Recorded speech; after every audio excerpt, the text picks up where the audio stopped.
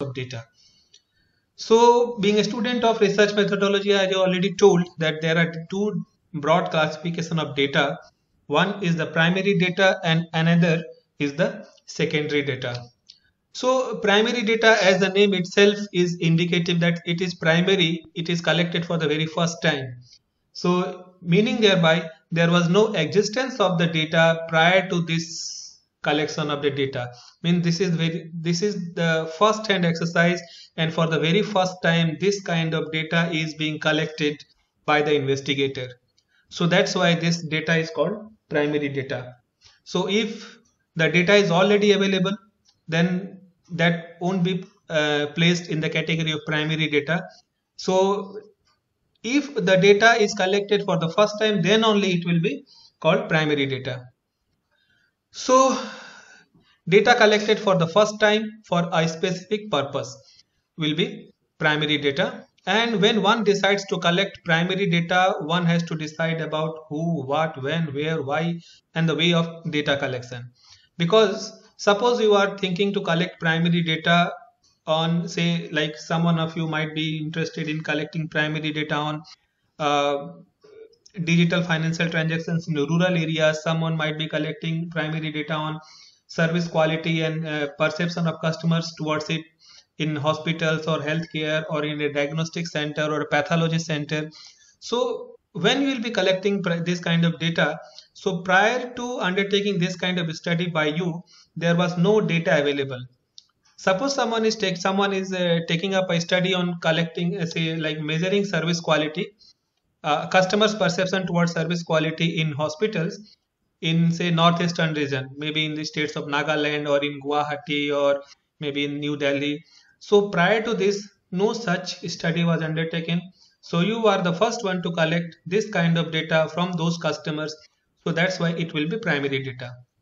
Now, when you have decided to undertake this kind of a study, so definitely you also have to decide simultaneously like who is to be interviewed.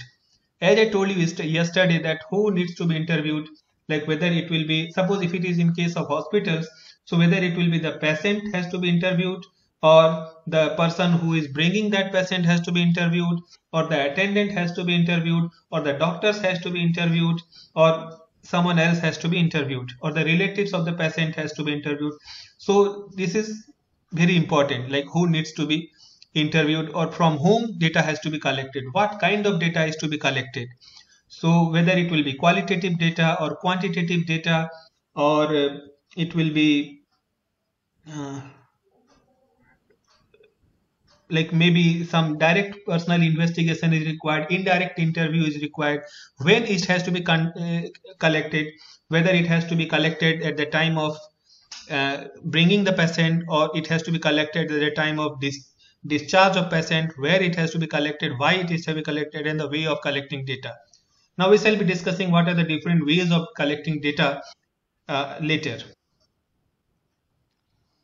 And as I already told you in our previous class that collecting primary data is expensive and time consuming as well, because suppose if you are collecting primary data, say from 350 number of respondents or 400 number of respondents, so collecting primary data or getting access to the 400 respondents itself is an Herculean task. So you need to keep on persuading those respondents repeatedly, and you do not have any other way just to keep on pursuing those respondents to fill up your questionnaire or respond to your queries in time. And going to those respondents is also expensive and it's time consuming. So these are some of the precautions one has to take and while collecting primary data, and this has to be taken in consideration that collecting primary data is expensive. This has to be clear at the beginning of the study itself. Secondary data, contrary to the primary data, secondary data, the data which has already been collected by someone else, and now you are using the same data for your own purpose. So that is secondary data. So the data which has already been collected by some other agency and which has already been processed. So say for example, if you want to do a study on, say, stock market, whether the stock market is moving randomly or not, and what is the profitability of the stock market, which stock market is more profitable, say whether it is Indian stock market or American stock market. So you already have a data, ready-made data available in the archives of stock market or websites of the stock exchange of respective stock exchanges.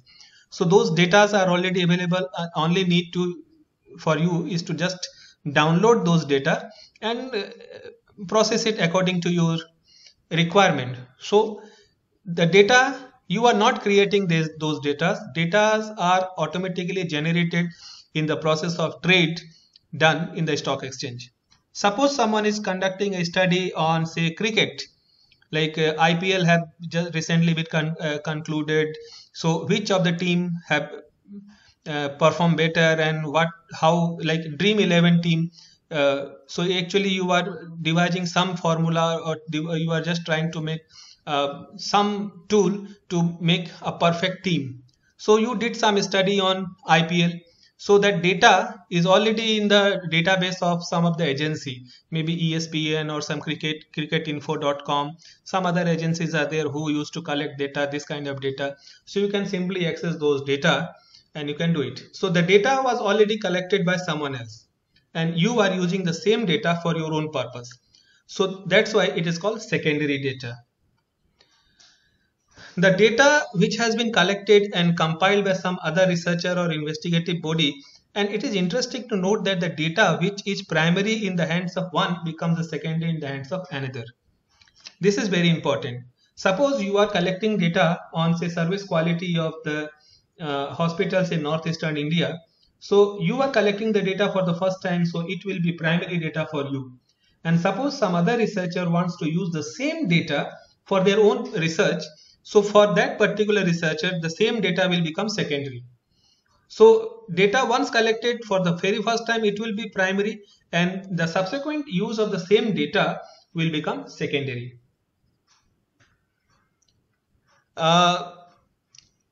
It is recorded and published in a structured format.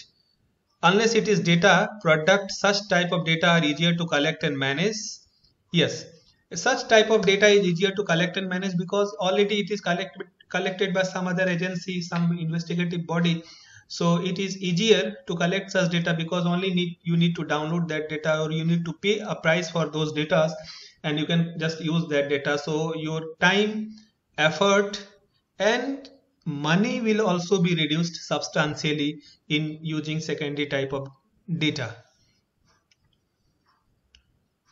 And that's why it is less expensive, because it is already collected. So only you need to pay for, if required, not in all cases. So you have to pay for getting access to those data. So the time will be significantly reduced, money will be substantially lower, and efforts will also be drastically low. So secondary data is, that's why, generally less expensive. So there are different sources of secondary data, maybe some documentary sources of data, some electronic sources of data. So nowadays most of the sources of secondary data are the electronic sources. So some of the electronic sources are, some are like the published sources, some government publications are there. Like there are various publications done by the central and state governments published, some statistical reports, economic survey, NCER report, Federal FICCI report, ICAR report, NSSA report, CSO report.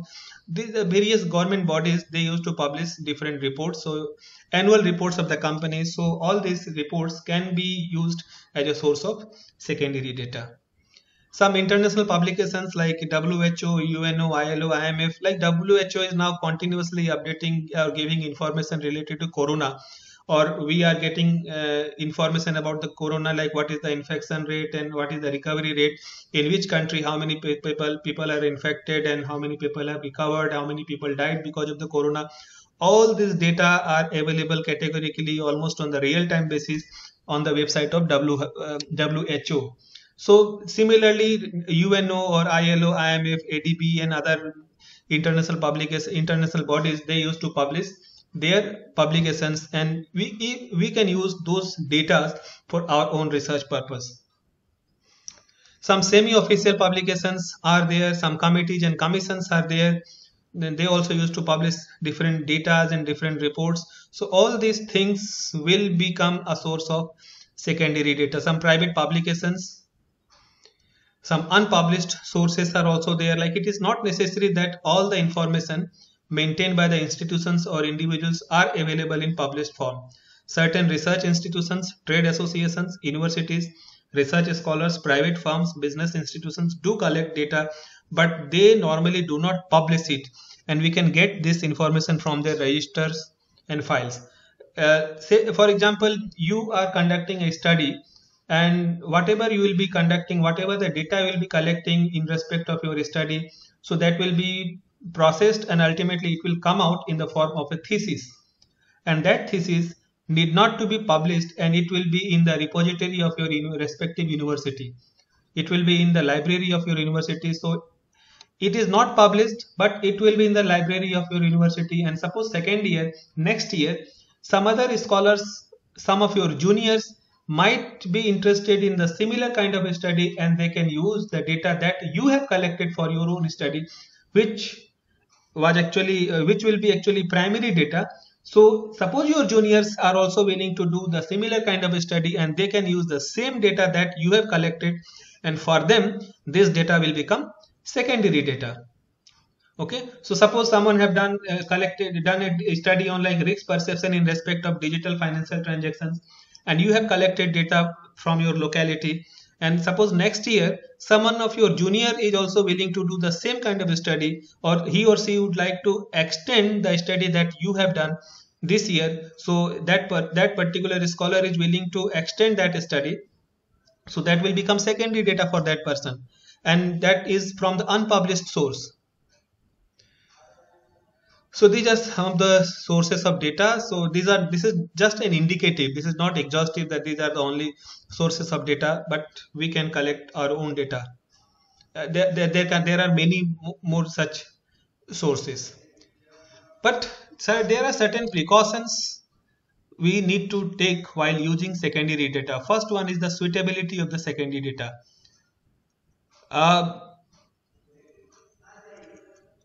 Whether this data that you are collecting, secondary data, is it suitable for your purpose? Might be the data, when it was collected by the original researcher, it was for some different purpose, and now the data is available but it is not suitable for your study. Reliability of the data. If you are collecting data of your own, so you can have a control over the entire process, and you can verify whether the data is reliable or not. Suppose someone of your senior have done similar kind of a study, and they have collected those data, and it is in the repository of your university, and now if you have to use the same data, now the question is whether the data is reliable, whether your senior or the person or the investigator who has collected that data, to what extent that data is reliable, and adequacy of the data is another concern. Okay, so whether the data is adequate or not. So now adequacy of the data, we'll discuss about what constitute, or what do you mean by the adequacy of the data or the reliability of the data, which we'll discuss later on in other classes. But simply these are the three precautions one has to take while using secondary data. One example, that suppose you want to do a study on, say, the top companies in India, and who are the top companies in India. For that you have collected the name of the companies from a list. In India you have collected a list, and you can get you got the list of 10 companies, the top 10 companies in India. So the top number 1, 2, 3, 4, 5, 6, 7, 8, 9, 10 companies are there in India. And suppose if you want to compare the top 10 companies of India from the top 10 companies of, say, USA. So from USA also you have collected the list of companies, top 10 companies. Now what kind of precautions one has to take? Might be it's possible that the list of the top 10 companies prepared in India was using the turnover of the companies, and the list of top 10 companies in USA or of USA is prepared using the profitability of the company. So now the secondary data will simply say that these are the top 10 companies of USA, these are the top 10 companies of India. But the modus operandi of collecting those companies, the name of the companies, is different. One is the list of companies on the basis of turnover, another is the list of companies on the basis of profitability. Now we cannot compare. One might be the company in terms of, say, assets, another might be the top 10 companies in terms of uh, earning per share. So we cannot compare those companies, but simply if you are blindly following the secondary data, then these are the two lists of top 10 companies from India and USA, and we cannot the data will simply say that we can just go ahead with the data, but our conscience will say that this data is not at all reliable. So better the philosophy is that we should beg, borrow, or steal. We can rob the data, but don't manufacture data. If the data is not available, it's possible, it's allowable that you can rob the data, you can steal the data, but don't create false data, don't manufacture data. This is unethical in research. Then collecting primary data. First one is the observation method. There are two types of observation method. One is the participants observation, and another is the non-participant observation method. Now, participant observation method, here the investigator become the part of that group, and he observes the behavior of the people, the members of the group from within. And the non-participant observation, that the enumerator or the observer, he do not participate, he just observe the behavior of the members of the group from outside. So just based on the observation, this kind of data is collected, and this is called observation method. Like in recently, election is concluded in Bihar, and election was concluded in India Lok Sabha elections. So in election also there happened to be one observer, and that observer, he used to observe the entire election process, and he used to submit his report or her report in a structured way. So that kind of observation is non-participant observation. But one study was conducted, and the topic was that what is the attitude, is there any difference in the attitude of the people who used to drive Harley Davidson motorcycle. You know that this Harley Davidson motorcycle is a very expensive bike, and actually it's kind of cult brand, that the possessor of that particular bike, he or she have a feeling that that person is superior than any other person. Then in this case, the researcher, he himself purchased one similar kind of motorcycle, and he make friendship with the persons who have that particular motorcycle, and then he used to roam around with those people, and ultimately he tried to observe the behavior of the people from within. So this kind of observation is actually participant observation. He became part of that group, and then from within the group he had actually observed the behavior of the people. So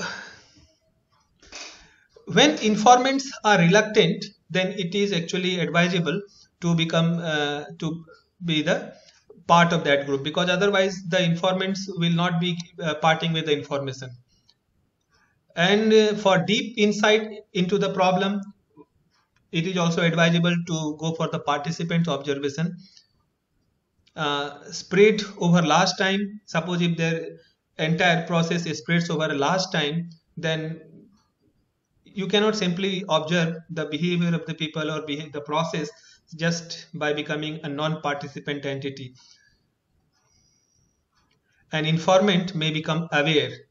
This is another danger of this participant observation, that so long as the informants are not aware that they are being observed, they will be behaving in a very natural way. But once they become aware that they are being observed by someone, then it may be very dangerous sometime uh, for the investigator.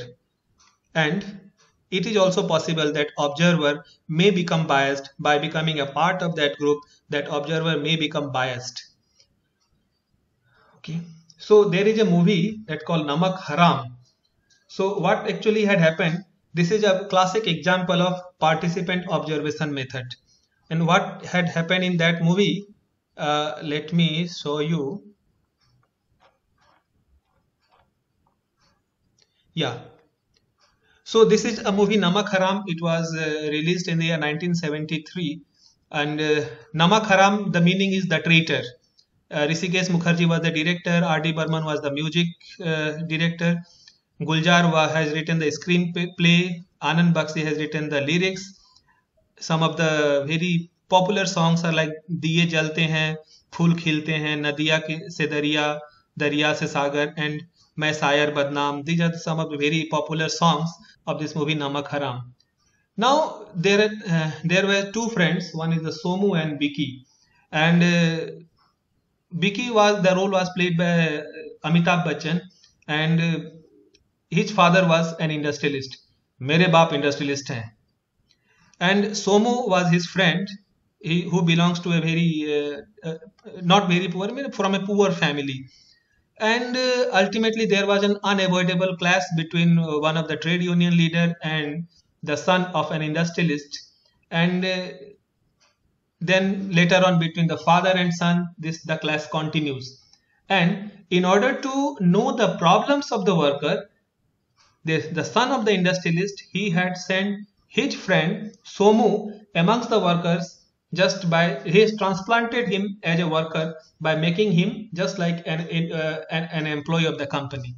The workers were not knowing that he actually is the friend of the son of the factory owner, and he actually mingles with them. And the idea was that he will be observing the workers from within the group, and he will be giving the feel, and he will let the son of the factory manager know that what the workers and what is the problem of the workers, what is their feeling, and how to remove them, how to win those workers.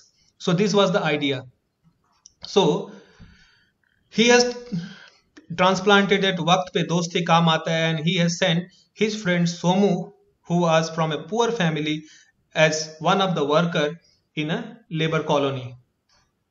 And gradually that Somu, he became, as I told you, that one of the danger of participants observation is that the investigator may be biased by becoming a member of that group, and gradually he became leader.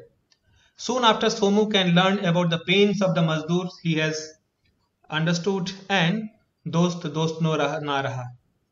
People were told about Somu's reality, and when people were told about the reality of Somu, actually he was beaten badly by the group of people, and he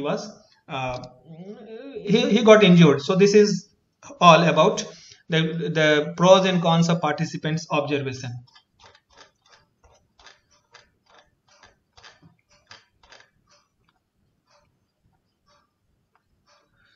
Second is the interview method. So first one is the direct personal interview. You just go and interview the person with whom you want to collect the data. So this is a direct personal interview. Indirect personal interview, directly you are not interviewing that person, but indirectly you are interviewing. For example, if I ask, or if someone asks me that whether I smoke or not, definitely people will be giving a very idealistic answer. That if I ask like, do you smoke? Everybody will say that I don't smoke. If I have to conduct a study, say in one of your hostel or in one of your class, and if I ask each and every student, do you smoke? And the possibility is that each and every student of a particular batch will say no, I don't smoke. But is it the reality? It's not the reality. So if I just put the question in a different way, that how many of your batchmates is what percentage of your batchmates they do smoke, and suppose you are saying that 80% of my batchmates smoke, and if I just ask this question to each one of your classmates in your batch, everybody will say 60% or 70% or 80%, as maybe, that this much percentage of the students in our class they do smoke. Now I'm deriving this information not directly but indirectly. In questions related to this kind of things, very personal things, people become idealistic and they do not divulge the actual information. But people normally have the tendency to speak the truth about the others, not about themselves. So when actually the matter is about them only, they will become very idealistic. But when the question is related to their friends or other people, they will be giving the actual answers. So that's why this indirect personal interview is another method of collecting data. In interview also there are two types of interviews. One is the structured interview and another is the unstructured interview. Structured interview, like the type of questions to be asked, the number of questions to be asked, everything will be defined earlier before the interview, and just interviewer will be go on asking all those questions in a very structured way. Unstructured interview, in the process of discussion those questions will come out, and this is called unstructured interview. There is no structure, formal structure or predefined structure for the interview. Telephonic interviews, it is also one way, but one has to be careful in respect of the telephonic interviews, because I do not know who is on the other side of the telephone. For example, right now these online classes are going on, and when it comes to examination, so as a teacher, as an examiner, I do not know who are the people who are appearing in the exams on the other side of the screen. Is it actually the students or their parents or their siblings who are actually appearing for the examinations? We do not know. We do have very little idea about that. So this is one danger of telephonic interview. And personal contact is always better in order to have some get accurate data from the interview method. And it is expensive, time consuming, and that's why trained investigator is required. Through local correspondent, we can also collect data. So it's cheap and economical, wide area can be covered in less time, and data obtained may not be reliable or accurate. This is also one danger of the local correspondent, and personal biasness may come into act for the local correspondent. So ultimately, suppose normally we get the people information that some princess are in a hole, somebody have fallen in some hole, and let's report it. So everybody will be reporting, the local correspondents will be reporting from a different perspective. So as an investigator, it's not possible that we can go to each and every tube well, like where the children or where the kids have fallen down, but we have to rely on the news given by the local correspondents. But we have to be careful while analyzing those data and analyzing those informations. Questionnaire method. List of questions are sent through post, email or personal delivery. That questions will be there, and respondents fill it up themselves. Covers vast geographical area. This is advantage of questionnaire method. We can mail or we can just post these questionnaires to a large geographical area. We can cover the vast geographical area at a time simultaneously. In case of personal interview, we have to interview each and every respondent one after another. But in case of questionnaire, if you have to send questions to 400 people, we can post it simultaneously to the 400 people, and simultaneously the work can be done and the data can be collected. Bias of the investigator can be eliminated in questionnaire method, because it's always the written form of questions which will be subject to only one interpretation by the respondent, and respondent will be answering to that only, provided the questionnaire is free from any bias. But sometimes there are problem of non-response. And while framing those questions, the possible care has to be taken to eliminate those non-response, and if the respondent is just flowing into some flow, so how to interrupt that flow. So like there is a song in जीना तेरी गली में, फूलों में बहार है हाँ, बागों में बहार है हाँ, तुमको मुझसे प्यार है ना. So actually this is example of reverse scaling. फूलों में बहार है हाँ, बागों में बहार है हाँ, तुमको मुझसे प्यार है. So actually the hero is very clever कि वो पहले जो लगातार 2 क्वेश्चन का आंसर उसने हाँ हाँ में दिलवाया, और जब तीसरा क्वेश्चन पूछा उसको लगा कि हीरोइन जो है उसके बहाव में, उसके बहकाव में आ जाएगी. पहला भी हाँ बोला, दूसरा भी हाँ बोला, तीसरा भी हाँ बोलेगी. लेकिन heroine is also very equally clever because she has also studied research methodology, and immediately बोलती है कि ना ना ना. So this kind of scaling is actually example of reverse scaling. So the possible care has to be taken while designing the questionnaire is that some of the questions has to be in the reverse scaling. कि अगर जो respondent है अगर blindly answer दे रहा है तो उसको कहीं चेक होना चाहिए कि उसने सही भरा है कि गलत भरा है. Some check questions has to be there. Schedule and questionnaire only difference is that if the questionnaire is filled up by the respondent, it becomes questionnaire, and if the questionnaire, the same set of questions are filled by the enumerator himself or herself, that becomes schedule. So questionnaire हम लोग किसी को mail कर देते हैं, schedule हम लोग बैठ के उससे पूछेंगे. And normally this kind of schedule is used when the respondents are not very literate. Suppose I am throwing questions, I am sending questions to the respondent, and respondent, they do not know how to read and write, or they do not know the language in which the questionnaire is designed. Suppose someone have given me a questionnaire in Tamil, I cannot read Tamil, so definitely I will not be responding to the questionnaire, that questionnaire. So here in this case, schedule method, like the enumerator will be asking question and I will be responding, and my responses will be recorded by the researcher himself or herself.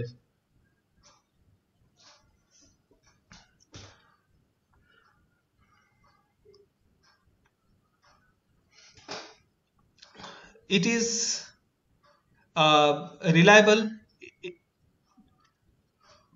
illiterate informants के लिए suitable होता है. It is expensive. However, shy in personal questions.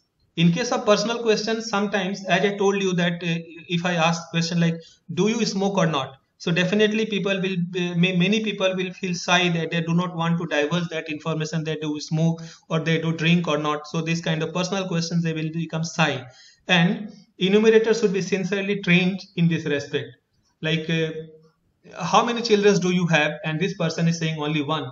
And the rest of the children are thinking, Mummy, पापा हमको पड़ोसी का बच्चा क्यों बता रहे हैं? Because this person is Sai कि इसके 5 बच्चे अगर देखेंगे तो लोग क्या सोचेंगे.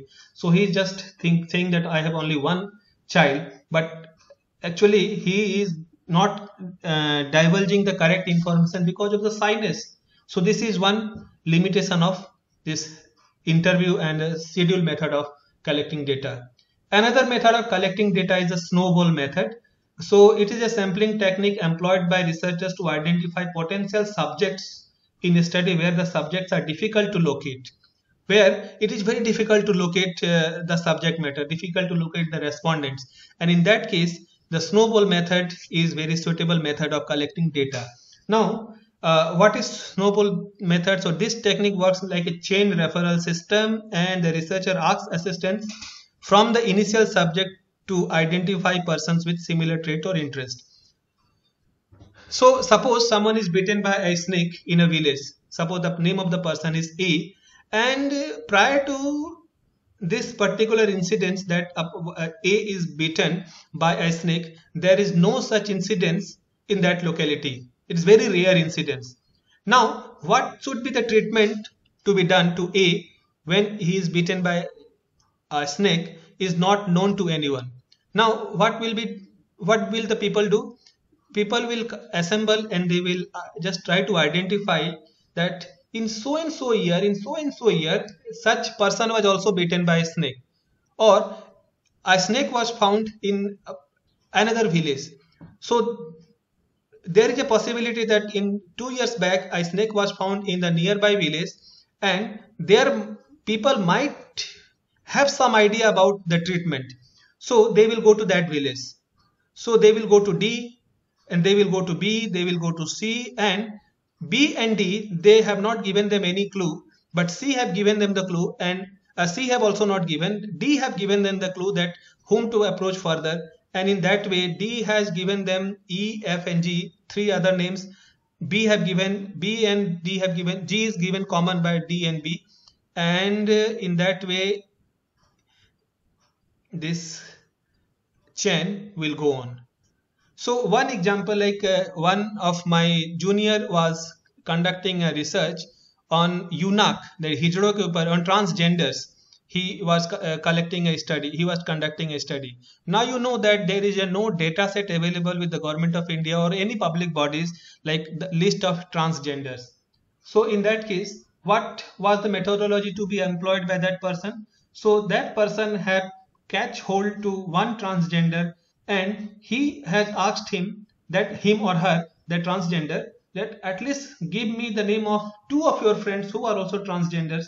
So he has given them. Then he went to those two people. Then from those two people he has collected the name of some other people, and in that way the chain keeps on growing, and ultimately he has collected the data of almost 300 plus number of transgenders from Assam. So this is this method of collecting